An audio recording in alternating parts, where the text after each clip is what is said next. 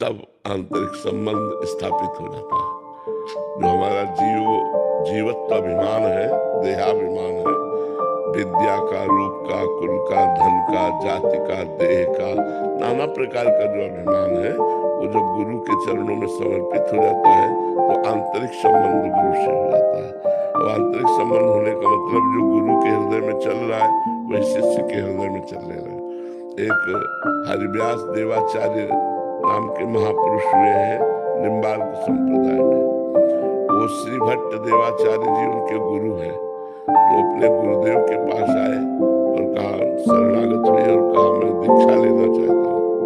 तो बोले दीक्षा ऐसे थोड़ी दे देंगे, जाओ 12 वर्ष गिरिराज जी की परिक्रमा करो राधा नाम रखते हुए। उन्होंने कोई प्रश्न नहीं किया कि कहाँ रहेंगे, क्या व्यवस्था, जो आज्ञा। 12 वर्ष गिरिराज जी की परिक्रमा की, राधा राधा रखते हुए। 12 वर्ष बाद आए तो उनका, तुमको कुछ हमारी गोद में दिखाई दे रहा है? बोले नहीं। बोले जाओ फिर 12 वर्ष गिरिराज जी की परिक्रमा करो। गुरु आ गया।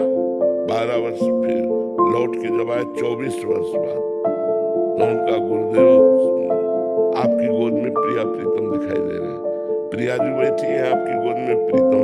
बोले आओ दीक्षा। उन्होंने ही महावाणी की रचना की, जो निम्बार्क संप्रदाय का जुगल सरकार की रस केली का महामहिमामय ग्रंथ है। महावाणी जी की रचना की। जब गुरुदेव को इस तरह से वर्ण किया, गुरुदेव की आज्ञा का पालन किया। नहीं अपने लोग होते तो बोले 24 वर्ष गुरु आज्ञा में, इसके बाद गुरु दीक्षा। तो गुरु दीक्षा कब दी? जब सिद्ध कर दी। खुले नेत्रों से देखा प्रिया प्रीतम गुरुदेव की गोद में विराजमान है, तब दीक्षा दी और तब महावाणी की रचना की। बहुत बड़े महापुरुष हैं। तो गुरु से आंतरिक संबंध है, उनकी आज्ञा का पालन करते हैं। अहंकार समर्पण है।